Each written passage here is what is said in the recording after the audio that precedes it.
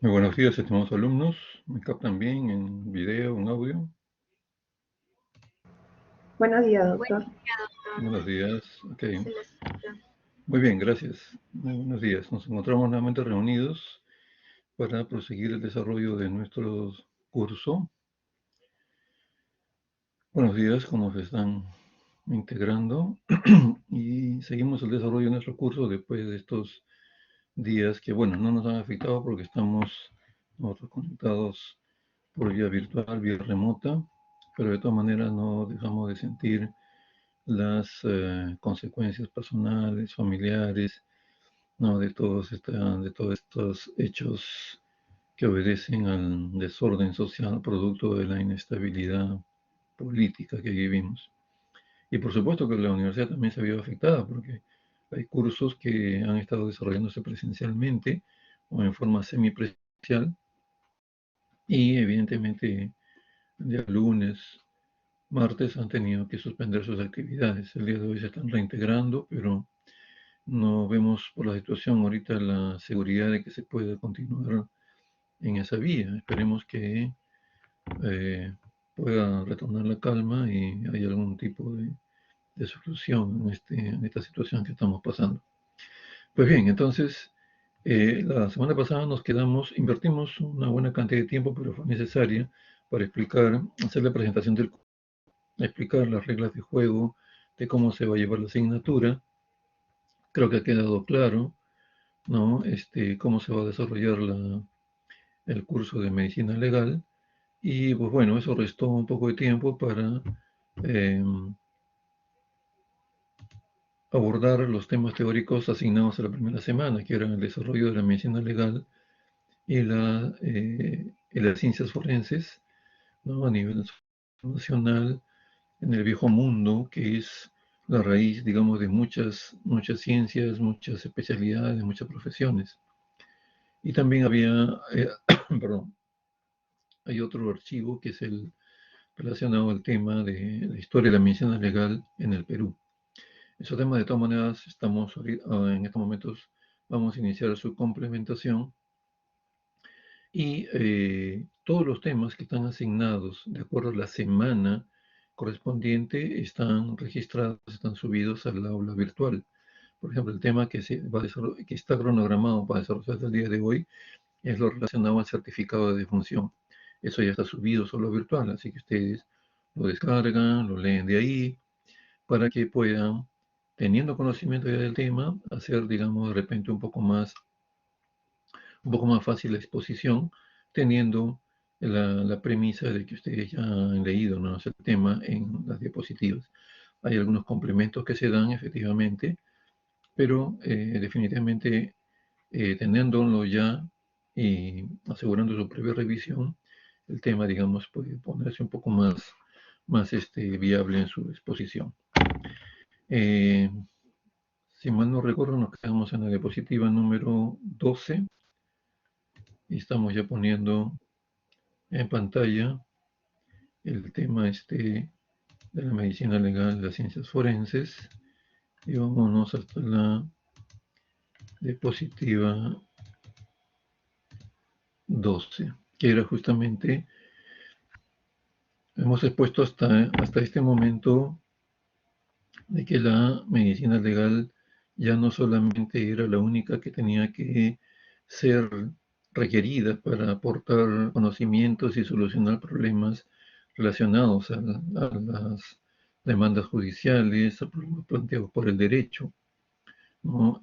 Sino otros, debido al avance del conocimiento, al avance de la tecnología y a diversas áreas en que se van desarrollando, aparecen nuevas disciplinas que aportan, y sus aportes son muy importantes, siendo siempre que la medicina legal, como está acá en este cuadro, queda en un punto medio, el cual debe a cargo la coordinación, de la integración de las demás ciencias forenses, a cargo siempre de la medicina legal. Y aparecen muchas otras especialidades, como por ejemplo la odontología forense, la antropología forense, que en estos años han jugado un papel importantísimo en la identificación, sobre todo de las personas. En hechos importantes, como es, por ejemplo, la investigación de los 30 años de violencia en nuestra historia reciente, política sobre todo, y la gran convulsión terrorista por efecto de crímenes terroristas y también excesos que han habido de las Fuerzas Armadas y Fuerzas Policiales, terminaron muchas personas fallecidas y siendo enterradas en fosas clandestinas, según el informe de la Comisión de la Verdad y Reconciliación Nacional, que hace 20 años más o menos se, en el gobierno de transición, entre el gobierno de Fujimori y el que seguía, el presidente Paniagua, ¿no? Estableció una comisión de investigación que duró más o menos alrededor de un año o 2 años y que y dejó en su informe numeroso material para ser estudiado y motivar la intervención del Ministerio Público y por supuesto de nosotros, ¿no? Medicina legal y ciencias forenses. Ahí, por ejemplo, se hicieron grandes exhumaciones de cientos de personas en los cuales solamente se encontraron restos óseos. ¿Cómo identificar al ya no existir la huella dactilar de la persona? Ahí tuvo que recurrirse ya a desarrollar y a poner en juego todos los conocimientos de odontología, de antropología forense, antropología trabaja enteramente con restos pues óseos básicamente, y las características que nos podían aproximar a la identificación de las personas. Y así tenemos numerosas especialidades, ¿no? La fotografía forense, la estadística, la física, ¿no? Para explicar, por ejemplo, mecanismos de producción de lesiones. La arqueología, el arqueólogo, una de sus experticias es el conocer la estructura de los suelos, ¿no? Entonces, cuando había, por ejemplo, un lugar donde era una posible fosa clandestina, ¿no? Que se hayan enterrado gente que ha sido ejecutada o muerta extrajudicialmente, cómo tener casi la certeza de que había, justamente obedecía eso. Se hacía, después de varios intentos y justamente de determinaciones para el actuar del arqueólogo, el arqueólogo hacía, o hace hasta el momento, lo que se llama una investigación, una excavación, un pozo de cateo que le llaman ellos, eh, aledaño a la presunta fosa clandestina. ¿Y qué es lo que determinaba ahí, dentro de otras cosas? Era la organización de las capas del suelo de ese lugar. Originalmente las capas de la Tierra están organizadas de acuerdo a su evolución histórica, ¿no? Y al ocurrir una excavación se desordena todo ese orden, ¿no? Se altera, para no redundar, se altera todo ese orden y se visualiza justamente en este tipo de estudios. Entonces, eso es lo que se hacía como parte ya final para corroborar si efectivamente había ocurrido ahí una gran excavación y entierro de personas. Se encontraban las capas totalmente alteradas, completamente un disturbio de los suelos, lo que ya, digamos, eran unos elementos de convencimiento que efectivamente había habido en ese lugar, había ocurrido una excavación, alteración de las capas del suelo y lo más probable que hubiera pues personas enterradas ahí. Entonces, arqueología también cobra importancia en el desarrollo de las ciencias forenses. La ecología, que hemos venido un poco conversando, los presuntos delitos ecológicos, ¿no? O delitos contra el medio ambiente. Allá inclusive fiscalías especializadas en estos delitos. Y nosotros decimos, ¿qué hace medicina legal ahí? ¿Qué hacen las ciencias forenses en delito ecológico? Es muy importante. Casos de que se ha denunciado, por poner un ejemplo, una minera, un centro minero que está haciendo sus funciones de excavación y obtención de minerales a 4.000, 5.000 metros de altura, en una población en la cual hay un pueblito con 400, 500 o 1.000 habitantes y provee su fuente de provisión de agua, es un único río que pasa por ahí o una fuente tipo lago, tipo laguna, y la minera justamente está virtiendo todos sus desechos a ese río, ese lago, esa laguna. y por supuesto está contaminando el agua que ingiere la población. Y también hay un efecto ambiental, medioambiental, en la ecología. ¿Qué se hace? Ha habido denuncias ya al respecto.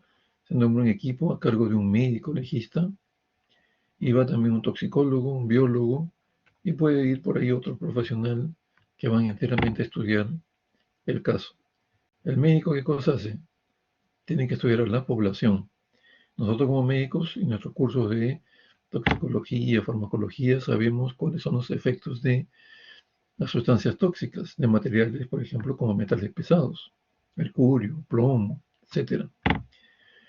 Así como sabemos, tenemos la obligación de saber las consecuencias del uso de drogas o cómo se manifiestan, ¿no?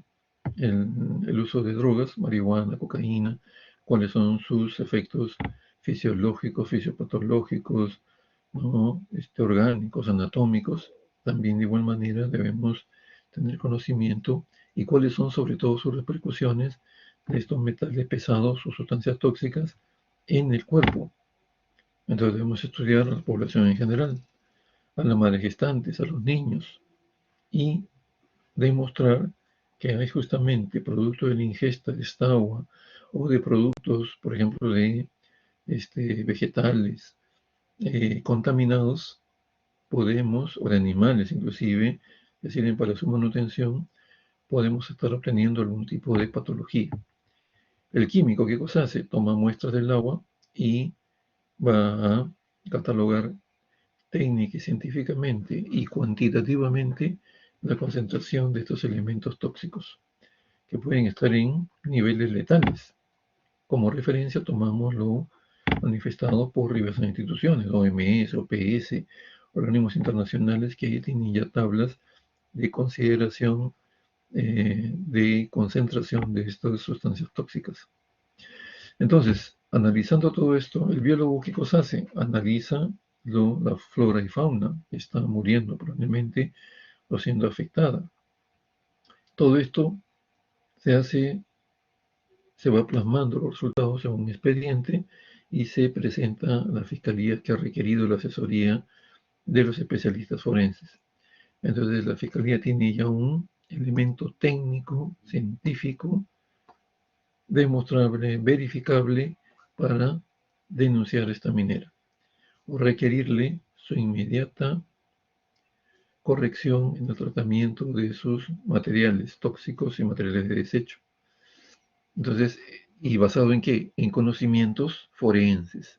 Entonces, como ello, como estas ciencias y disciplinas que hemos mencionado, existen numerosas otras también que se van uniendo, se van acoplando a la acción forense de la medicina legal.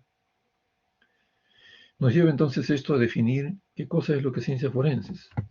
Ciencias forenses son el conjunto de conocimientos obtenidos mediante la observación, el razonamiento y el método científico, sistemáticamente estructurados, coherentes, ciertos, verificables, porque estos exámenes se pueden verificar, se pueden contrastar, si se reproducen en las mismas condiciones, deben dar los mismos resultados. Capaces de ser expuestos en un foro. Un foro, inicialmente la concepción de foro era plaza pública, sitio donde se discutían negocios, se establecían convenios, contratos. Poco a poco fue ya variando su definición y fueron pasando a lugares más cerrados, ¿no? Y se discutían situaciones económicas, políticas, comenzaron a transmitirse conocimientos ya en espacios más cerrados y ser un foro. Lo que estamos desarrollando actualmente es un foro virtual en el cual estamos transmitiendo conocimientos y hay en cierta manera una interacción. Ustedes pueden también aportar preguntando, ¿no? Aportando ideas, de repente conocimientos actualizados. Entonces es un foro, ¿no? Un foro pedagógico, un foro docente. Un curso internacional, un congreso internacional sobre actualización en determinada rama de la medicina, también es un foro. Es un foro en que se actualizan conocimientos, se intercambian ideas, se exponen trabajos científicos, ¿no? Es un foro. De igual manera, un foro de tipo legal, por ejemplo, puede ser una de las salas de la Corte Superior de Lima, una de las salas penales de la Corte Suprema, un juzgado, una fiscalía. Es un foro en el cual se está tratando un caso, se está investigando, aportando datos, aportando resultados de exámenes, de pericias, para ir investigando en lo que corresponde al plano fiscal, ir investigando un presunto delito. Si el fiscal, con todos los insumos que le proporcionamos los forenses y otras instituciones que colaboran con él, como por ejemplo la policía, eh, va estructurando un caso y comprueba que efectivamente hay evidencias irrefutables para presentar de que haya ocurrido un delito, presenta la denuncia ante el Poder Judicial y sigue otro segundo proceso en el cual podemos también ser requeridos, ¿no? Porque el juez finalmente en la última instancia en la cual juzga, ¿no?, el caso, analiza el caso y emite una sentencia que puede ser absolutoria, declarando inocente a algún acusado, o puede ser condenatoria. ¿Correcto? Entonces nosotros asesoramos eso y somos parte del proceso. Entonces eso es un foro con una concepción ya actualizada. Y estos conocimientos, ¿no?, son esenciales en el proceso de investigación del delito, como dice acá en la presentación, con el objetivo de obtener una adecuada administración de justicia. Yo diría, agregaría un término más aquí, adecuado y oportuna. Una adecuada y oportuna administración de justicia. Dice el dicho de que justicia que llega tarde no es justicia, ¿no? La justicia debe llegar en forma oportuna para evitar daños a, por ejemplo, si es una persona inocente la que es imputada de un delito, no tiene por qué pasar tiempo de cárcel o de detención, y así por el estilo, ¿no? Entonces, si nuestros conocimientos aportados sirven para investigar el caso y sirven para la investigación de justicia, que sirvan para administrar una adecuada y oportuna administración de justicia. De la naturaleza de su actuación, las ciencias forenses desbordan el interés individual y particular y se irradian hacia el orden social, ¿no? Esto es evidente, ¿no? Toda nuestra actuación siempre va irradiada hacia la sociedad. Trabajamos en un hospital. ¿A quién atiende ese hospital? A la población, a parte de la sociedad. Hacemos algún tipo de campaña también de igual manera. Entonces hay nuestros conocimientos médicos legales, médicos forenses, también de igual manera. En casos emblemáticos aporta muchísimo. Por ejemplo, en el caso de este desastre de Mesa Redonda, hace ya 20 años. Era importante, ¿no?, contribuir con nuestros conocimientos, con nuestros peritajes especializados, para que, junto con la investigación criminalística, pueda la Fiscalía ver si existe algún tipo de responsabilidad en alguna institución la cual se está responsabilizando por los daños ocurridos por las muertes de cientos de personas. Entonces, nuestra actuación va más allá de lo meramente individual y particular. Ya no se relaciona a una sola persona, sino a muchas otras, y hace establecer una administración de justicia para toda esa población o parte de la misma.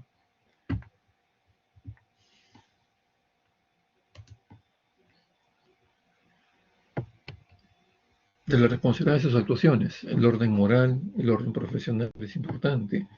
De su actuación puede surgir la condena o absolución de un acusado y el honor, la libertad o beneficio económico de nuestros semejantes. Imagínense que con un examen médico legal, con el resultado de mi necropsia, con el resultado de mi valoración de daño corporal, la calificación de daño corporal, pongo datos que van a inducir al error a la autoridad. Y el individuo que era acusado de un homicidio era inocente a todas luces, termina siendo declarado culpable por error o por intencionalidad, por error accidental o intencionalidad de un peritaje. Entonces, eso no es moral. Eso quiere decir que no he hecho adecuadamente mi trabajo, o haciéndolo he recibido alguna influencia de múltiples situaciones, presiones, ¿no? Compensaciones económicas por poner otro diagnóstico diferente o desviar, digamos, poniendo otro tipo de diagnóstico. Entonces, muchas cosas se pueden de estas presentar de tal manera que eso es inmoral. El orden profesional. El profesional de ciencia forense que ignore sus deberes y obligaciones, que renuncie a sus principios éticos, que dispuesto a sanciones, inhabilitación profesional y todo lo que conocemos definitivamente a procesos que se le pueden desarrollar a nivel laboral, a nivel de colegio médico, etcétera, ¿no? Entonces, esto es muy importante tenerlo en cuenta. Y no solamente en nuestra especialidad, sino en todas las especialidades, ¿no? Siempre debemos actuar en el punto medio, en el centro, sin favorecer a ninguna de las partes, porque si no vamos a terminar pues siendo denunciados. Es difícil en la actualidad que ya existe, digamos, un desarrollo de la medicina legal y ciencias forenses, que nosotros expresamente arreglemos un diagnóstico por haber recibido inmoralmente en forma de corrupción, ¿no? Dinero u otro tipo de beneficio para poner otro tipo de diagnóstico. ¿Qué, qué ocurre? La otra parte también tiene el perfecto derecho de pedir la opinión de otro médico forense, ¿no? De otro perito debidamente catalogado, ¿no? Y puede evidenciar que nuestro diagnóstico estaba errado, está equivocado, ¿no? O el resultado de nuestra pericia. Resulta, una vez que le apliquemos otro tipo de pericia, otro tipo de diagnóstico. Y eso puede ser probado y quedaremos mal expuestos nosotros. Y también pasible de ser denunciados. Entonces, esto es lo que ocurre en la actualidad, desde las últimas 2 décadas del siglo pasado y todo el siglo XXI que llevamos ya desarrollando. Lamentablemente la orden médica también ha sido penetrada, ha sido contaminada por la corrupción, ¿no? Y vemos a menudo actos inmorales, actos que no son éticos, que no son profesionales, ¿no? Entonces, tenemos que luchar, ustedes, futuros médicos, futuros colegas, tenemos que luchar contra eso, para el imperio o el restablecimiento de valores, ¿no? En desmedro de esa pérdida de valores, de honestidad, de moralidad, de actitudes éticas, debemos recuperarlos. Yo creo que no hay ausencia, sino que, o sea, no es que nunca ha existido eso, sino que ha habido esos valores, sino que han ido relegándose por efecto de la corrupción, por efecto de las malas prácticas a nivel moral y profesional. Entonces es momento de recuperarlos, de reencontrarnos con esos y predicar con el ejemplo, ¿no? Siendo honestos, siendo profesionales y desarrollando actitudes éticas. El profesional de ciencias forenses no puede sustraerse de ejercer su función, así ésta tenga conflictos, situaciones desagradables. Estamos preparados para eso. Lo único que podríamos eximirnos sería que estuviéramos involucrados con alguna de las partes en cuestión.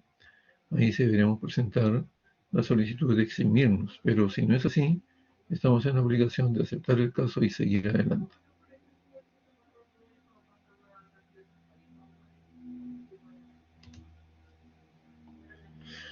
Dicho esto, entonces vemos que la evolución de la medicina legal y las ciencias forenses hasta esta parte de la exposición ha ido concentrándose en estas modalidades de desarrollo funcional.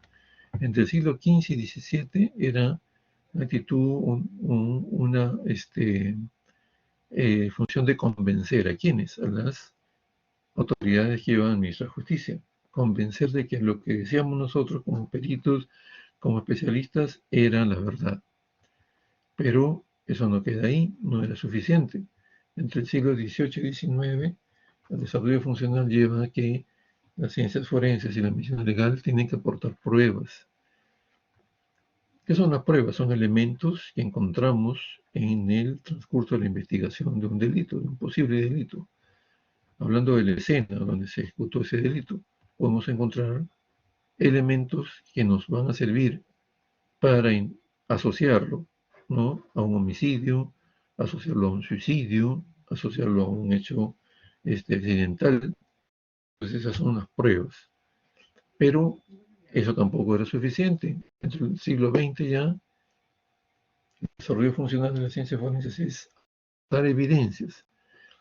¿Qué significa evidencias? Esas pruebas, esos elementos que he encontrado en una primera instancia, debo someterlas al más estricto estudio técnico-científico, al más estudio pormenorizado en la especialidad correspondiente. Y eso se va a convertir entonces, una vez estudiado, de esa manera se va a convertir en una evidencia, o sea, es algún elemento irrefutable que va a servir para utilizarlo en el caso en cuestión, ¿no? Evidencia, situación, elemento en que nadie puede dudar porque está demostrado técnica y científicamente de que es así como se dice en esa, en ese resultado de examen, de pericia. Lamentablemente aquí viene justamente la corrupción que se introduce a nivel de todos los niveles, digamos, de profesiones, y dentro de ella no escapa la medicina, y dentro tampoco la medicina legal y ciencias forenses, ¿no? Entonces, ocurrido esto, se comienzan a perder valores, se comienzan a anular valores éticos, valores morales, valores de responsabilidad. Y el reto importante en nuestro siglo XXI entonces es aportar evidencias, además de aportar evidencias, desarrollar valores, ¿no? Recuperar valores, valor de la verdad, valor de la ética, el valor de nuestro ejercicio adecuado profesional. Ese es un reto y una tarea que les espera a ustedes, futuros colegas, futuros médicos, ¿no? Tratar de desarrollar valores y recuperarlos, los que hayamos, los perdidos, ¿no? De manera que no seamos un ente extraño en la sociedad o al lado de las demás profesiones, sino seamos, digamos, una profesión que pueda liderar esta conservación y desarrollo de valores. Perfil de científico forense, profundo contenido humanístico, definitivamente, ¿no? Somos seres humanos con quienes tratamos, somos grupos, tratamos a grupos sociales, se sirve a la comunidad, a la sociedad, ya no a la persona en particular, ¿no?, o individualmente, sino tenemos que pensar que nuestra labor se irradia hacia la sociedad, hacia el bien común, hacia el respeto de los derechos humanos, ¿no? Derechos fundamentales, sobre todo, que van a permitir la convivencia con nuestras familias, en nuestros trabajos, ¿no?, y con las autoridades, con el Estado, con el Estado en general. Entonces, importante desarrollar este tipo de conocimiento, revisar este tipo de certeza, la cual es que tener presente siempre que nuestra acción como médicos no solamente se limitará al paciente, a la institución en que trabajo, sino hacia el resto de la sociedad en general, y más aún los que laboramos en el área forense.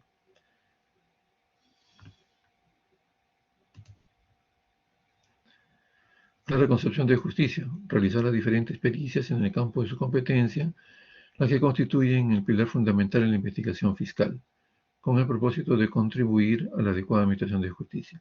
Es un carácter social de las ciencias forenses y de la medicina en general, ¿no? Entonces, efectivamente, de nosotros nuestras funciones y siempre tener presente definitivamente esa conclusión a la que estoy llegando, esa pericia que estoy realizando, va a contribuir a que se investigue y que se determine si esa persona que está juzgada es culpable, que sirva todo el aporte de nuestras pericias a determinar eso.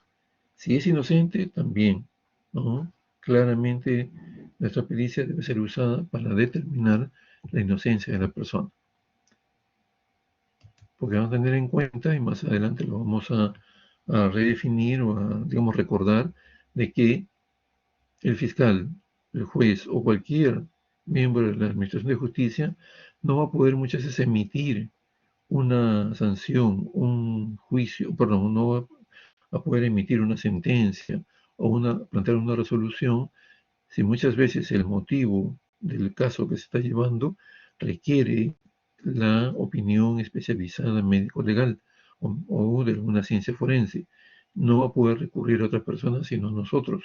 Y nosotros tenemos que estar en un punto central, demostrando una actitud profesional, ¿no?, ética, y eso se va a irradiar en los resultados. Definir la formación científica. Conocimiento profundo de su especialidad, no solamente en medicina forense, sino también eso es recomendable para otras especialidades. Conocimiento del método científico, también de igual manera, todas las especialidades. Conocimientos jurídicos, sí, debemos revisar un poco de leyes, de normas, de códigos. Hay algunos colegas inclusive que han invertido sus recursos en estudiar una segunda profesión ligada a nuestras labores. Ya muchos de ellos son abogados. Entonces son abogados y son médicos forenses o médicos legistas. Hay que ser objetivos para la interpretación de lo que tenemos entre manos. Reflexión y sentido común. Juicio para jerarquizar valores, perdón, para jerarquizar hechos. La prudencia, ¿no?, en la elaboración de los dictámenes, en la formulación de conclusiones, no ser dogmático, no creerse infalible, ser escéptico hasta encontrar la verdad. ¿Correcto? Es muy importante esto. Y manejar todo con prudencia, con respeto a la intimidad y a la individualidad del caso que estoy llevando. Imparcial, eso en todos los campos de nuestras profesiones y de nuestra vida personal, ¿no? Esto deriva de la formación científica. El profesional en ciencias forenses no es perito de parte, sino de la verdad. O sea, yo no trato de favorecer alguna de las partes profesamente, sino de demostrar el hecho ocurrido. Y si ese hecho ocurrido no está sindicando a alguien como culpable, pues eso tiene que ser declarado por la autoridad como culpable, como quien cometió ese tipo de delito, ese tipo de falta.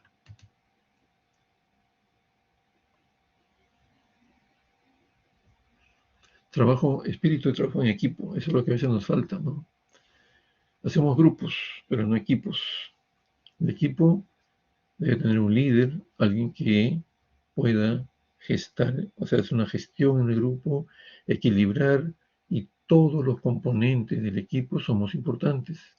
Si alguien falta, si alguien no presenta su trabajo, si alguien, digamos, por algún motivo el trabajo del equipo se ve perjudicado por uno, todos son responsables, todos deben garantizar de que el equipo salga en su presentación, en el resultado de lo que se le está pidiendo, en el nivel más óptimo, o sea, registrado en ese sentido.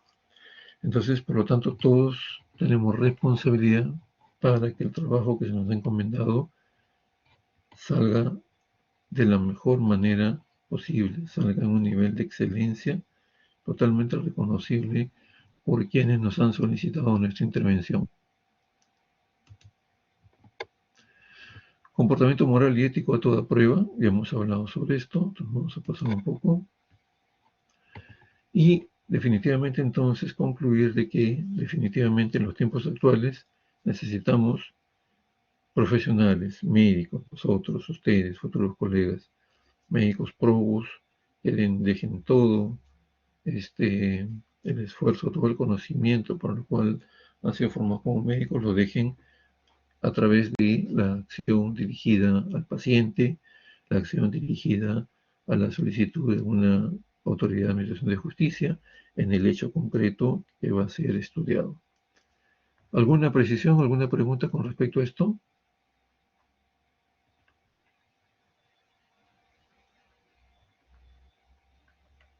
Todo claro, doctor. Correcto, bien. Si todo está claro, entonces vamos a cargar ahorita en la plataforma el archivo que complementa lo que hemos mencionado, que ya son datos históricos de la medicina legal en el Perú. Sí, doctor Vázquez, Doctor, buenos días. Quisiera escuchamos. hacer una consulta. No sé si ya lo Sí, mencionó, pero ¿cree que podría decir si hay diferencias entre prueba y evidencia, por favor? sí, lo he mencionado, vamos a reiterarlo. La prueba es o sea, yo encuentro elementos en el transcurso de mi investigación, para ponerlo más claro, acudo a la escena de un delito, por ejemplo, un homicidio. Alguien ha muerto por disparos de proyectil, arma de fuego. Encuentro casquillos, encuentro balas, puedo encontrar el arma, por ejemplo, también presuntamente homicida. Eso lo levanto, lo custodio y ya estoy valorando, he encontrado esos elementos que estarían o están prácticamente en relación con el acto delincuencial de tipo homicida. Pero eso no es suficiente, esa es una prueba de que efectivamente se ha cometido un delito ahí. Pero esa prueba tiene que ser estudiada técnica y científicamente. Ese casquillo, esa bala y esa arma de fuego tienen que ser estudiadas por el especialista en balística forense y ser estudiado con guías y técnicas que están ya debidamente aceptadas en la comunidad científica. Son llevadas a un laboratorio, son calibradas, medidas, se les analiza la bala, por ejemplo, se le analiza con un estereoscopio, si tiene algunas marcas que deja la salida de la bala a través del arma, del tubo cañón. Al momento que sale el arma, deja unas rayaduras que son típicas y solamente únicas del cañón del arma donde ha salido disparada. Entonces, si ya tenemos la posible arma, podemos hacer un segundo elemento que se llama homologación.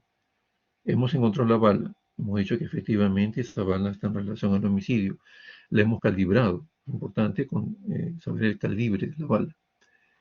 Hemos estudiado su estructura y luego vamos a compararla con el arma donde salió presuntamente disparada. Ese acto, ese examen se llama homologación. Homologación, proyectil, arma de fuego. Si esa homologación sale positiva, entonces el perito puede decir, esta bala salió disparada única y solamente de esta arma y no de otra. ¿Eso en qué se convierte? En una evidencia, algo irrefutable, algo directamente ligado al caso. Podemos encontrar, por ejemplo, otras balas en el cuerpo y pasamos por el mismo peritaje. Y si se demuestra que efectivamente esas balas salieron disparadas de esa arma de fuego, entonces está más que comprobado que efectivamente esa arma fue usada para disparar los proyectiles que mataron a esa persona, cegaron su vida. Entonces, eso se convierte en una evidencia, algo que es irrefutable y que puede ser comprobado, demostrado en cualquier foro, en cualquier sitio, bajo las mismas condiciones. Creo que quedó un poco claro. Sí, doctor, muchas gracias. Ya, perfecto, muy bien. Bien, dicho eso entonces, vamos a pasar a cargar el archivo de lo que es la historia de la medicina legal en el Perú. Algunas consideraciones previas. La medicina legal, la medicina forense, forma parte de las especialidades de la medicina dentro de las denominadas ciencias médico-sociales. Y hemos explicado por qué, ¿no? Justamente por la labor que desarrollamos, ¿no? Tanto en la medicina legal como en otras especialidades. Por ejemplo, otras especialidades de medicina general. Hacemos, por ejemplo, algún tipo de campaña, ¿no? De proyección en la comunidad.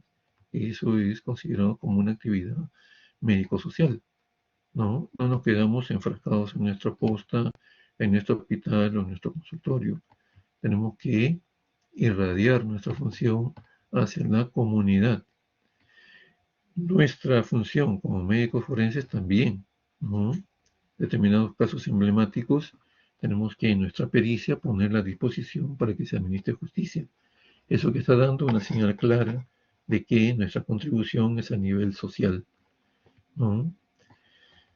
Entonces, claramente está demostrado que nuestra profesión, en líneas generales, la medicina, y de forma particular la medicina forense o medicina legal, definitivamente tiene una acción más allá de la relación médico-paciente, es una proyección hacia la sociedad. Y aquí viene un poco para dejar definitivamente fijado de que son sinónimos medicina forense y medicina legal.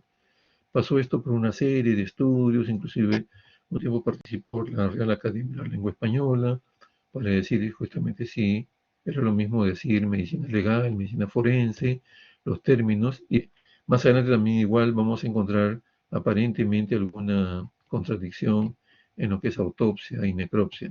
Vamos a explicarlo en el tema que corresponde. Pero aquí también medicina forense y medicina legal pasaron por un proceso de revisión y se dijo que efectivamente es lo mismo, ¿no?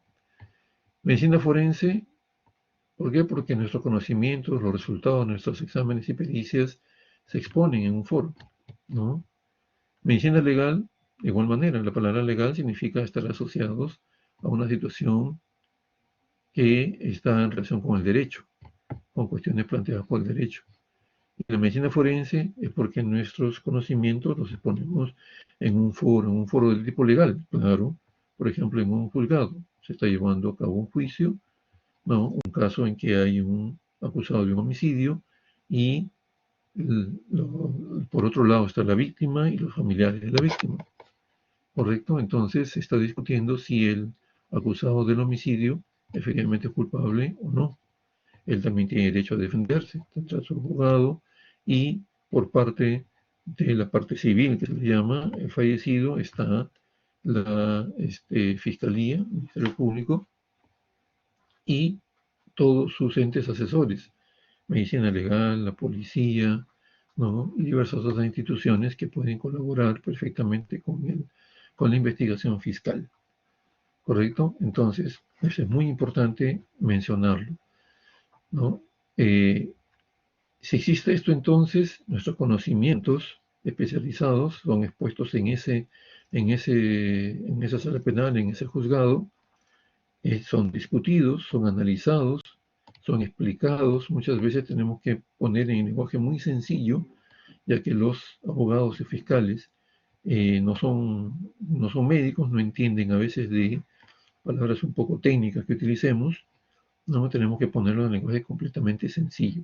Ese acto está poniendo nuestros conocimientos en un lenguaje, en un nivel de entendimiento pleno y estamos colaborando, asesorando en un nivel técnico científico con la administración de justicia, ¿no? Vamos a determinar si las lesiones que se produjeron eran realmente mortales y fueron producidas por el arma que se está mostrando y que se ha investigado en el proceso. El médico legista reúne esa posibilidad de poder explicar eso que les he mencionado, como pueden ser otros encargos, ¿no? Por ejemplo, si yo encuentro en la necropsia de la persona fallecida lesiones ocasionadas por un objeto con punta y filo, por ejemplo, un cuchillo, y son heridas catalogadas como heridas punzocortantes, las heridas, al hacer la necropsia, yo explico que involucraron tales órganos vitales y que sobrevino a la muerte producto de esas lesiones graves, de esas lesiones mortales. Esa lesión la he determinado, la he medido, ¿no? La he cuantificado. Y en el proceso se me presenta probablemente el cuchillo con que se produjo esas lesiones. Entonces yo voy a poder decir, hacer el acto también de homologación.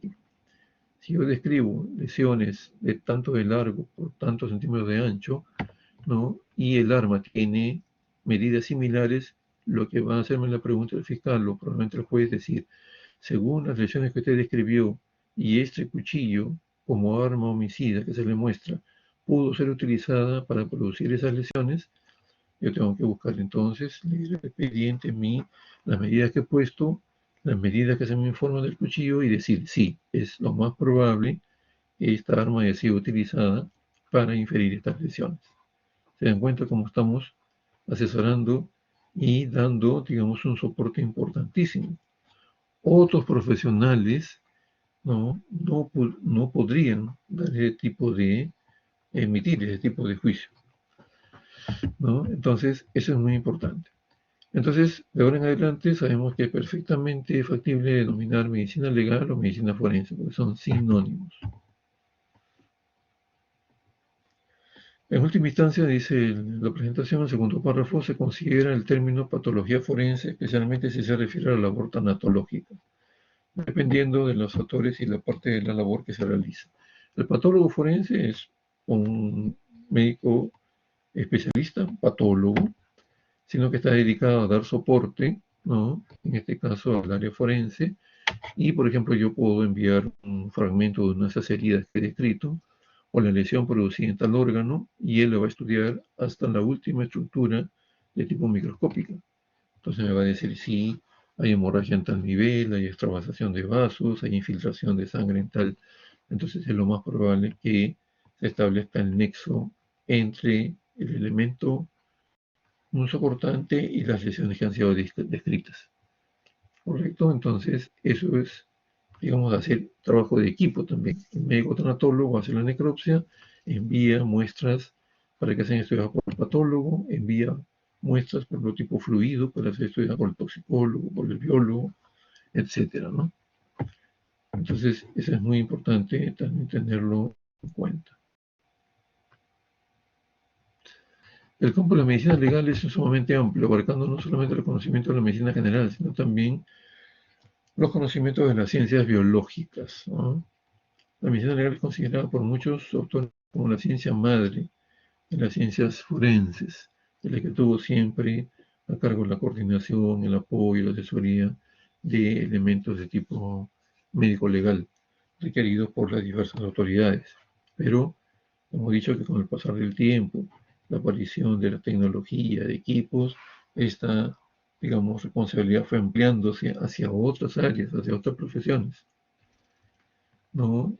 Que aparecieron ya y aparece ya entonces el conjunto de ciencias forenses.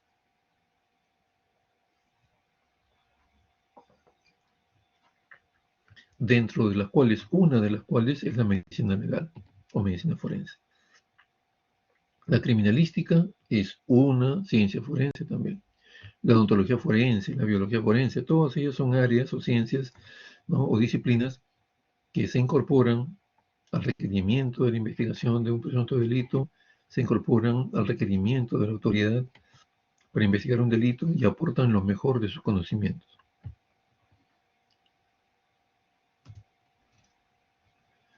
Se podría entonces definir y aterrizar a una primera definición de la medicina legal, que sería la ciencia que tiene por objeto el estudio de las cuestiones que se presentan en el campo del derecho y cuya resolución se fundamenta total o parcialmente en conocimientos médicos o biológicos previos. Entonces, va a aportar definitivamente soluciones a las cuestiones planteadas por el derecho, ¿no? En el caso, por ejemplo, que hemos mencionado, es importante insumo que le vamos a dar, ¿no? Al juez para que administre justicia, ¿no?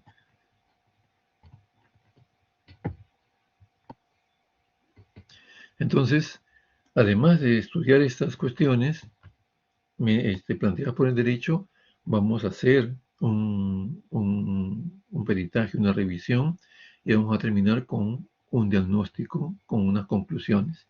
Eso es lo que va a darle un nivel de solución al problema planteado por el derecho. Y va a ser un insumo importantísimo para la autoridad que nos ha pedido nuestra asesoría. Otra definición puede venir en que es la medicina legal o medicina forense es el conjunto de conocimientos médicos y biológicos necesarios para la resolución de los problemas que plantea el derecho, tanto en la aplicación de las leyes como en su perfeccionamiento y evolución. Importante también. Entonces aquí plantea algo similar al anterior, pero ya de una manera un poco, digamos, más contundente, ¿no? Conjunto de conocimientos médicos y biológicos para la resolución. O sea, que con eso resolvemos lo que plantea el derecho, la pregunta, el cuestionamiento ¿no? O la duda que se tenga por parte de los juzgadores se le aclara. Entonces ya estamos aportando, ¿no?, un elemento para resolver el caso.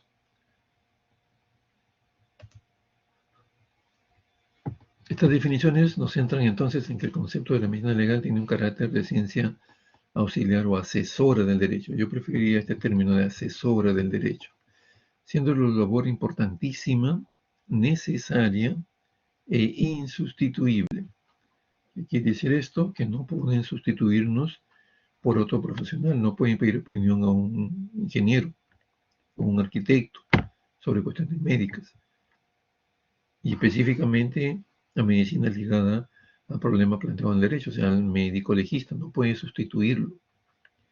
Y es necesaria y muy importante su participación y su opinión, porque él va a aportarle la explicación para decirle que efectivamente lo que se está alcanzando como estudio, como conclusión, es la verdad y nada más que la verdad, debidamente estudiada, debidamente sometida a estudios técnicos y científicos.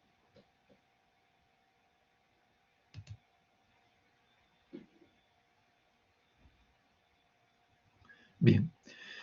La medicina legal se nutre de los avances científicos, hemos mencionado esto en el tema anterior, ¿no? Y tanto que se nutre como que también aporta en conjunto con las demás ciencias forenses, biología, antropología, odontología, etcétera, ¿no?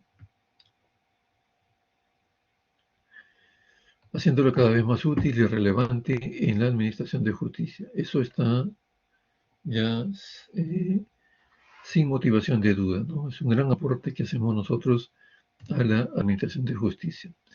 El campo de la acción de la medicina legal son los procedimientos legales de orden penal principalmente, donde se imputa la responsabilidad del delito a una persona o una institución.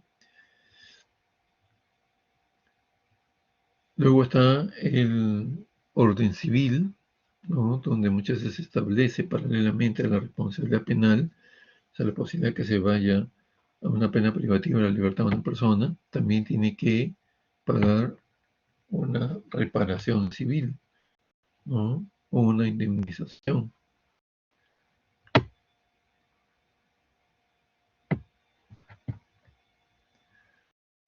Entonces, estos procedimientos legales, esencialmente, también en el orden civil, mediante indemnizaciones, en el orden laboral también tenemos opinión, o se solicita muchas veces como la opinión de medicina legal o medicina forense en determinados casos, ¿no? Ahora lo que está ya un poco implementándose también y como una necesidad urgente de que cada empresa pueda tener un médico ocupacional, porque hay enfermedades que se están demostrando plenamente que tienen un origen en la labor que realiza la persona.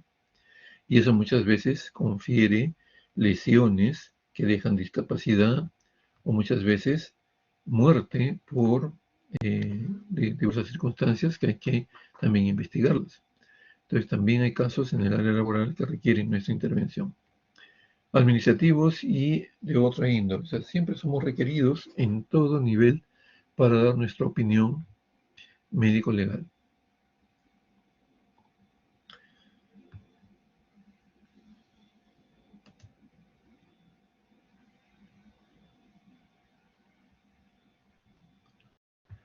También corresponde al campo de la acción de la medicina legal la comprobación de estados fisiológicos o patológicos, la determinación de la causa de muerte. Esto es a través de la intervención tanatológica, el estudio del cadáver. También se solicita establecer relaciones significativas entre acciones y estados orgánicos, ¿no? Aquí entra a tallar ya, por ejemplo, vamos a poner en la esfera de salud mental. ¿Quién entra a tallar aquí? El psiquiatra forense, ¿no? Establecer si una persona está en uso de todas sus facultades, en uso de su razón, y es consciente de que lo que está haciendo es malo. Entonces, si es así, se hace plenamente responsable del acto provocado. Y si no, ¿cómo se le declara? Inimputable, ¿no? A pesar de que haya cometido un homicidio o agresiones, es inimputable porque técnicamente, ¿no?, se le cataloga como esto, a punto de partida de quién, el estudio del psiquiatra forense.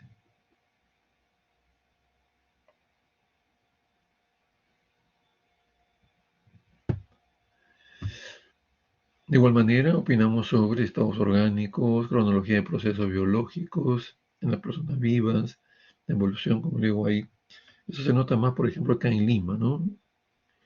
En Lima, por acción de la gran población y la presentación de muchos casos de violencia, se ha dividido la acción del médico legista, el médico forense, el Instituto de Medicina Legal, ¿no? Y una parte de colegas se ha subespecializado en toda la evaluación de personas vivas, reconocimiento de lesiones, reconocimiento, por ejemplo, ahí está el pediatra forense, reconocimiento de todo lo que es agresiones en niños, violencia familiar, esta psicología forense, por estos casos también de violencia familiar, está el médico internista, que tiene que ver muchas veces con evaluación de casos por presunta violación, está también, ahí tenemos también entonces, las áreas en las cuales definitivamente podemos aportar para tener claro de que el proceso que se inicie, ¿no? De ahí en adelante, en este caso en personas vivas, sea catalogado como una opinión enteramente médico legal o médico forense que aporte al proceso, ¿no? Entonces esto es muy, muy importante tenerlo en cuenta. Y también, o sea, procesos después de la muerte, quiere decir estudio del cadáver a través de la necropsia médico-legal. Eso va a ser explicado con mucha más amplitud en el tema de justamente la necropsia de ley o médico-legal. Datos históricos, y ahora sí comenzamos a ver, digamos, datos relacionados a la aparición de la medicina legal. Nosotros recibimos enorme influencia de España, ¿no? Que fue quien nos conquistó, nos colonizó, correcto, entonces nos trajo todo, digamos, también los conocimientos que ese entonces se habían desarrollado en el viejo mundo y específicamente en este país.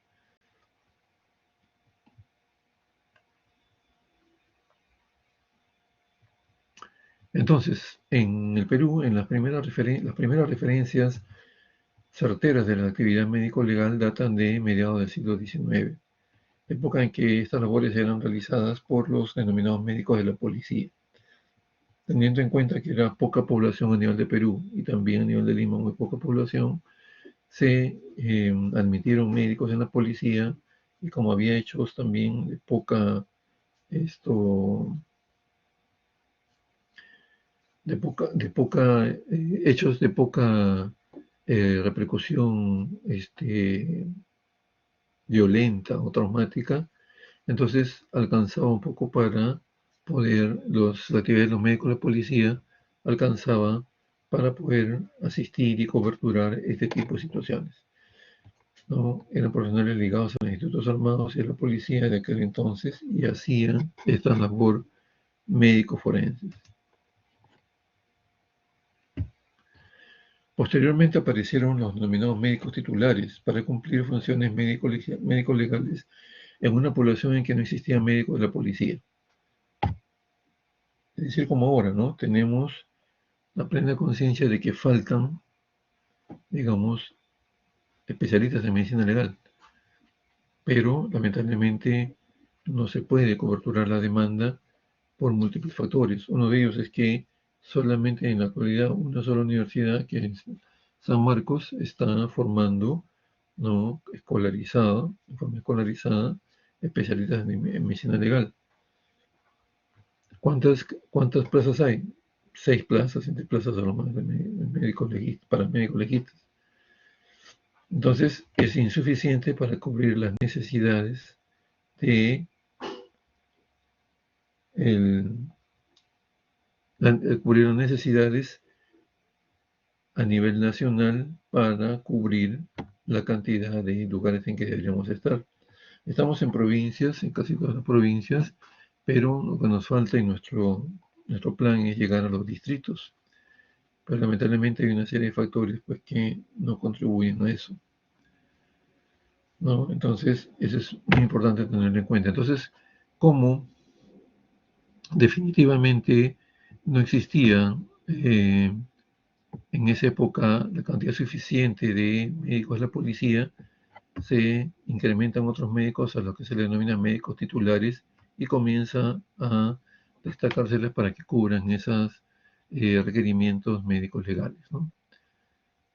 A ellos, a estos médicos titulares, podríamos considerarlos como los primeros o primigenios médicos legistas, siendo a partir de la dación de la ley 2949 en el año 1918 en que se utiliza la denominación de médicos legistas por primera vez, ¿no?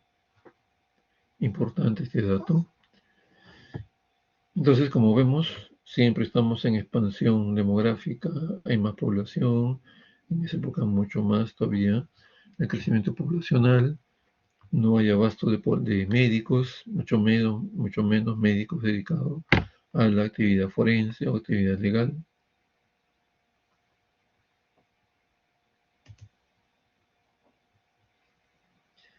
Y en los actuales tiempos también, como mencionamos, se refleja eso, ¿no? Nosotros somos totalmente alrededor de 500, creo, médicos, 500, 600. No cubriríamos ni hasta ni siquiera uno por, por distrito, ¿no? ¿Cuántos distritos somos a nivel nacional? ¿Pueden decírmelo? ¿Eh?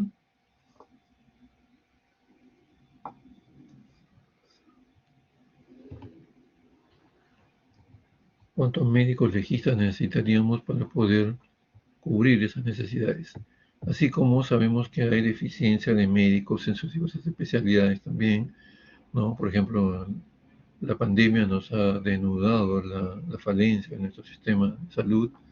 Había escasez de intensivistas, de emergenciólogos, de neumólogos, ¿no? Entonces, ¿qué ocurre? Hay una brecha, un déficit que debemos cubrirlo en forma progresiva. No me dieron el dato de cuántos distritos. Actualmente hay 1.800 distritos, 1.845, si no me equivoco, en forma más precisa.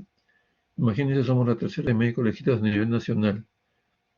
Y definitivamente no va a haber recursos, no va a haber presupuesto para poder incorporar muchos más médicos que necesitamos para coberturar las necesidades médicos legales a nivel nacional. Entonces, en el siglo XIX las autopsias médicos legales se realizaban en los mortorios de los hospitales de sociedad de beneficencia pública. Quiere decir los grandes hospitales, eh, Loaiza, los de Mayo, ¿no? San Bartolomé. Entonces, numerosos hospitales que estaban bajo el ámbito de la beneficencia pública prestaban sus áreas de, sobre todo de patología, para poder hacer los estudios, ¿no? Médicos legales referentes a necropsia de ley. Como esto fue aumentando, ya también se solicitó la desocupación de esos ambientes y se conversó con la Universidad de San Marcos para que facilitara el anfiteatro anatómico de la facultad. De igual manera también en algún momento iba a cesar esta facilidad que se nos dio y también pide la desocupación del local, pasando, no, se trasladan las labores a un local aledaño a la facultad construido en el año 1918 para el funcionamiento, si bien no se posible afirmarlo categóricamente, pero este local debió encontrarse en el mismo sitio donde actualmente desarrolla sus funciones la Morgue Central de Lima. El terreno ha sido cedido en uso por San Marcos al Ministerio Público a largos años, ¿no? Ya con la seguridad de que ese terreno, pues, si se vence ese convenio, revertirá en beneficio de San Marcos y tendremos que desplazar nuestras actividades a otro lugar, pero todavía no ocurre, está un poco lejos de que ocurra, Por lo tanto, entonces, podemos mencionar de que las labores de la Morgue Central de Lima se vienen desarrollando efectivamente en el lugar donde ocupa actualmente, en el terreno donde está edificada actualmente. Con el transcurso de los años, durante el siglo XX, se logran conformar la denominada Oficina Médico Legal. Médico Legal, en la Oficina Médico Legal se dedicaba a, ya por la población que iba creciendo, era necesario dividir las acciones en personas vivas, las acciones médico-legales en personas vivas y en personas fallecidas. Entonces, ¿dónde pasaba la revisión médico-legal o médico-forense? ¿No? Las personas que lo requerían en la oficina médico-legal que funcionaba en los ambientes del Palacio de Justicia, en los sótanos específicamente. Luego, la Morgue Central de Lima es un local adyacente al Jardín Botánico de la Facultad de Medicina y definitivamente donde se realizan, ¿no?, las necropsias de ley o necropsias médico-legales. En el año 1981, mediante el Decreto Supremo 021,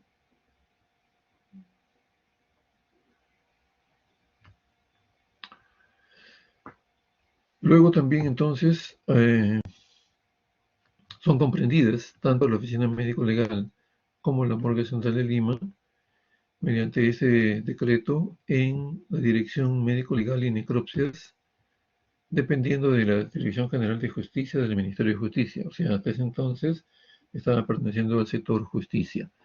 ¿Qué tenía de bueno esto? Que gozábamos de entera autonomía. Dependíamos prácticamente del mismo ministro, a lo más de su viceministro. Entonces se daban todo el apoyo correspondiente para que vaya desarrollando y creciendo el Instituto de Medicina Legal.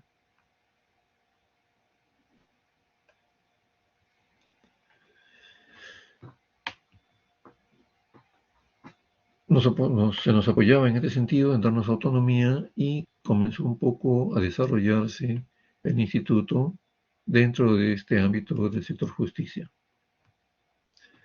En el año 1985 se promulga la ley 24.128, ley de creación del Instituto de Medicina Legal del Perú, y se le asignó el nombre de uno de los más preclaros médicos legistas, el doctor Leonidas Avendaño Ureta. Se le da categoría de instituto, siempre perteneciente al sector justicia, pero de naturaleza independiente y sistema administrativo propio. Eso era lo favorable, ¿no?, de que definitivamente se nos seguía conservando esa situación de ser independientes y con un sistema administrativo propio, que quiere decir manejábamos nuestro propio presupuesto, podíamos nosotros incorporar personal médico y de otras áreas, ¿no?, sin tener que estar pidiendo o esperando respuestas de una entidad superior. Hacia 1985 también se creó, si no tengo mal entendido, si mal no recuerdo, también se va creando el Ministerio Público, la Fiscalía de la Nación. Entonces ya había todo un cuerpo de fiscales que comenzaban a investigar un posible delito. Ya los jueces que hasta ese momento iban realizando esta labor se van independizando, y producto de ello, el 24 de diciembre del año 1992, a manera de regalo de Navidad, se emite un decreto legislativo en que se nos transfiere, ¿no?, fue transferido al Instituto de Medicina Legal de Perú del Ministerio de Justicia al Ministerio Público, lo que originó la reorganización del instituto, siendo su sistema administrativo absorbido por las divisiones administrativas del Ministerio Público. Entonces pasamos a ser un apéndice del Ministerio Público. Con la total pérdida de nuestra entonces autonomía administrativa, económica y técnica, ¿no? Fueron años de enorme retraso. Se está tratando un poquito de recomponer esto. Se nos ha declarado ya hace algunos años como unidad ejecutora. Quiere decir que tenemos cierta autonomía para plantear nuestro presupuesto, poder también tener autonomía de gastarlo cuando se nos asigne. Esto está en vías de cobrar mayor autonomía, ¿ya? Porque siempre hay una dependencia hacia el Ministerio Público que hay que reportar todo eso. En fin, seguimos ahí, esperemos con el mejor de los deseos de que definitivamente podamos tener autonomía y eso va a repercutir enormemente en el desarrollo del Instituto de Medicina Legal y Ciencias Forenses, como lo es en toda institución cuando tiene autonomía técnica, administrativa, económica. Esto que se plantea aquí es la misión del Ministerio Público.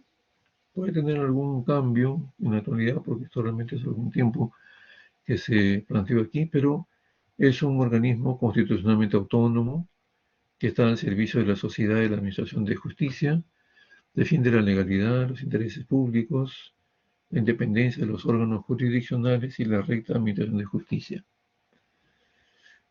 Se dice constitucionalmente autónomo porque a pesar que tiene el nombre de Ministerio Público y su máximo representante es el fiscal de la nación, el gobierno, o sea, él no actúa como un ministro del gobierno, no, el fiscal de la nación tiene autonomía. El que lo nombra es la Junta de Fiscales Supremos, ¿correcto? Entonces, la Junta de Fiscales Supremos, que ahorita también está un poco decaída porque está incompleta, nombra al fiscal de la nación. Entonces, por eso que se dice constitucionalmente autónomo, ¿correcto? Y que defiende la legalidad, los derechos ciudadanos. Ya, aquí debería un poco agregarse la persecución del delito, ¿no? Persigue el delito e inicia la investigación. Eso es ya inherente a la función fiscal. A ver, me da un minutito, por favor, y estoy nuevamente con ustedes, ¿eh?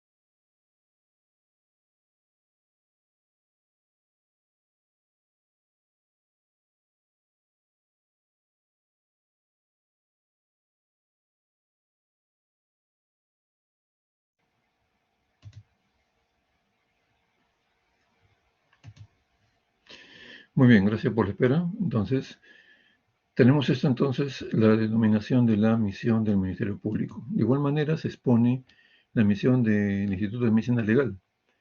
Es un órgano desconcentrado del Ministerio Público, rector de la medicina legal en el Perú, esto sí, ¿no? La rectoría de la medicina legal tiene que ver enteramente con lo que le corresponde al desarrollo de funciones del Instituto de Medicina Legal. Todo, todo lo que tiene que ver con este, evaluaciones médico-legales, guías, protocolos, que tenga relación con la parte de medicina legal, emana única y exclusivamente del Instituto de Medicina Legal y es puesta en vigencia mediante una resolución de la Fiscalía de la Nación, ¿correcto? Y tiene que ser acatado por todas las unidades médico-legales a nivel nacional. De igual manera, si es que hay alguna, eh, eh, esto involucra de determinada forma otras instituciones u otras áreas, digamos, de lo que es otras esferas de especialidades médicas, también de igual manera, tiene que acatarse y cumplirse de esta manera. Entonces, esta denominación de ente rector sí se cumple. Tiene por misión el brindar asesoría técnica forense que requieran la función fiscal, o sea, todo el cuerpo fiscal es que inicia investigación de un hecho delictuoso, la judicial, los jueces todavía no requieren en los juicios, en los casos que se ventilan en los diversos juzgados, y otros que colaboren con la Administración de Justicia. ¿A quiénes se refiere estos otros? La Defensoría del Pueblo y algunas otras instituciones que pueden pedir, ¿no? Algunos datos del Congreso, por ejemplo, ¿no? Que a veces algunos datos de algunos casos emblemáticos los solicita, tenemos que asesorarlos en eso. Así también como realizar docencia a nivel superior para formar recursos humanos especializados en pre y posgrado. Es lo que estamos haciendo en estos momentos. Estamos formando recursos humanos en pregrado para que ustedes tengan conocimiento básico de términos médicos legales o de asuntos médicos legales y en posgrado también. Se tiene la segunda especialidad, lamentablemente dictada solamente por una universidad, otorgada por una universidad que son Marcos. Eh, Hay maestrías también en medicina legal, maestrías en criminalística, etcétera, ¿no? Y eso compone la formación de recursos humanos en posgrado. Realiza investigación científica, realmente el porcentaje de investigación no es el óptimo, ya todos conocemos cuáles son las deficiencias, pero realmente la investigación está venida menos en nuestro país. Todo esto es para garantizar una mejora continua de la especialidad y contribuir al desarrollo del país. Entonces, esto es la misión del Instituto de Medicina Legal. ¿Cuál es nuestra estructura? No es tan frondosa, debe ser así, yo creo, para lograr una mayor efectividad entre el órgano máximo, ¿no? De gestión y de jefatura hasta la última eh, unidad médico-legal más alejada del país. Nuestra, nuestra jefatura máxima se denomina jefatura nacional. El jefe nacional depende directamente del fiscal de la nación y es nombrado en puesto de confianza por el mismo. Extrañamente, debería, como se comprende, bueno, eso sucede en otras administraciones, en otras instituciones también, debería ocupar este cargo un médico legista que tiene conocimiento de la realidad del instituto, de la realidad médico-legal del país. Actualmente no es así, y hace varios años está a cargo de un abogado. Sucede en otras instituciones. Hemos visto hace poco en salud que estaba al mando, bueno, no hasta hace poco tiempo, ya varios años, un economista, ¿no? Y después en este gobierno inició un químico farmacéutico, ¿no? A cargo de salud, en vez de estar a cargo de un médico, por supuesto, formado en cuestión de gestión de servicios de salud, etcétera, ¿no? En salud pública, que hay gente muy destacada en esto. Entre nosotros también tenemos gente destacada, pero ¿quién entiende las decisiones de los más altos jefes, de las más altas autoridades? Lamentablemente son incomprensibles a veces, tenemos que acatarlas y estamos ahí. poniendo el hombro para sacar adelante la institución. Luego vienen los órganos de línea, que son las oficinas de garantía de calidad, a cargo de un gerente, que en este momento sí es médico. Médico legista es un psiquiatra forense. Oficina de administración, ocupado por un gerente administrativo, como corresponde, ¿no? La gerencia criminalística, también como categoría de gerente, perdón, tiene a cargo esta gerencia y es un orgullo para nosotros como plana docente, como universidad, ¿no? Y un gran aporte, digamos, al instituto. Está a cargo del doctor Saúl Takuda, que es miembro de nuestra plana docente. Y esta gerencia criminalística tiene 4 emblemáticas divisiones a su cargo. El laboratorio de ADN, que es altamente calificado, internacionalmente acreditado. La división de tanatología forense, que es la Morgue Central de Lima, ¿no? En la cual se hacen pues la mitad de necropsias a nivel nacional. A nivel nacional, históricamente se estima un promedio de 10.000 necropsias anuales. En la Morgue Central de Lima se hacen 4.500 a 5.000 necropsias. Entonces tenemos autoridad para hablar sobre necropsias y aportar conocimientos especializados en esta materia, ¿no? Imagínense, bueno, tenemos ya un poco más de 20 años. Bueno, yo tengo 25 años, el doctor Takura tiene un poquito menos, ¿no? Desarrollando esta labor específicamente tanatológica. Entonces tenemos, como se dice, autoridad para opinar, asesorar y manifestar en este rubro. No solamente hacemos pues la necropsia, sino todo lo que implique alrededor de la muerte de la persona. Es una labor, como ustedes van a comprender, en la realización de una necropsia médico-legal que va a exponerse en la vía virtual. Lo importante que es y cómo podemos aportar definitivamente en la administración de justicia. La división clínico-forense, ¿no? Enorme también responsabilidad, donde se revisan todas las personas vivas, agredidas, ¿no? Que tienen que ver con denuncias a nivel fiscal y se involucra situaciones médico-forenses o médico-legales. Esta división funciona a una cuadra de la Plaza Grau, ¿no? Tiene pues médicos eh, esto, dedicados a la parte de pediatría forense, médicos internistas, ginecobstetras que dilucidan muchas veces situaciones ligadas a lo que es delito contra la libertad sexual, psicología forense, toda una serie de diversas especialidades que eh, dan, digamos, nivel y prestigio a esta unidad. Laboratorio de toxicología y químico legal. Es una unidad también que funciona en la morgue central, actualmente integrado por químicos, biólogos, odontólogos, antropólogos, radiólogos. Entonces también es una gama de profesionales médicos, profesionales forenses que contribuyen al desarrollo del Instituto de Medicina Legal. Perdón. Y la gerencia de operaciones que tiene a cargo las divisiones médico-legales al interior del país, las divisiones más pequeñas. También gran labor, dirigida actualmente por una doctora que es yo, ex residente de medicina legal, ¿no? Y ahora está a cargo de esta gerencia de operaciones. Pues bien, entonces esta, digamos, estructura, que no es muy frondosa, nos pone a la responsabilidad tremenda de implementar, actualizar permanentemente estos conocimientos médicos legales y siempre estar empujando para que el instituto desarrolle. Tenemos dificultades en eso. Necesitamos más especialistas en todas las profesiones, ¿eh? Porque no hay universidades que estén dando una especialidad, digamos, en la parte forense. Muchas de sus se están ahorita recién implementando en alguna de ellas, para que se nos reconozca, digamos, plenamente como especialistas forenses. Y tenemos retos actuales que estamos ahí asumiendo, implementar el nuevo Código Procesal Penal, que es una manera diferente de enfocar los casos. Falta solamente en Lima y Callao una parte del código, por lo cual necesitamos también recursos, implementos, equipos, personal, y siempre la misma excusa, pues falta de presupuesto, falta de presupuesto.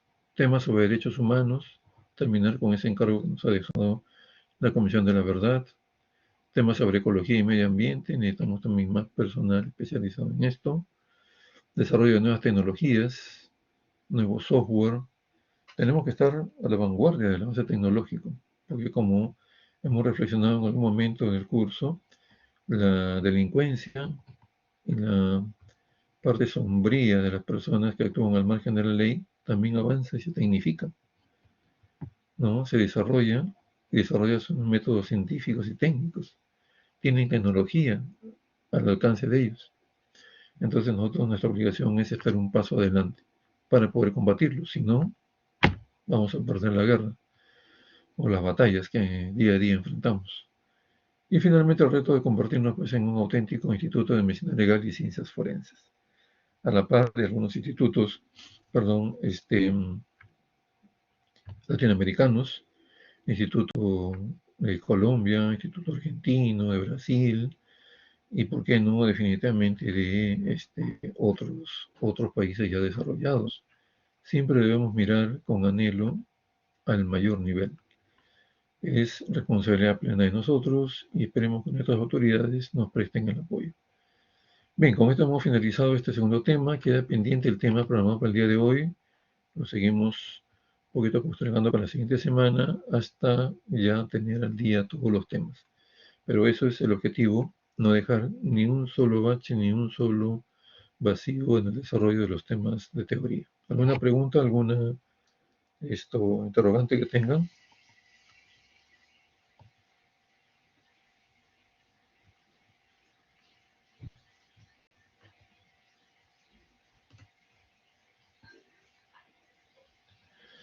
Bien, entonces si todo está claro, nos quedamos ahí, nos reencontramos la siguiente semana, cuídense mucho. Los grupos de práctica de los diferentes docentes pasan ahora a desarrollar su práctica correspondiente de esta semana y las demás instrucciones para la semana que viene. Muchas gracias por su participación. Muy buenos días. Gracias, doctor. Buenos días. Muy bien, gracias a ustedes. Gracias a ustedes. Gracias, doctor. Buenos días. Gracias, buenos días.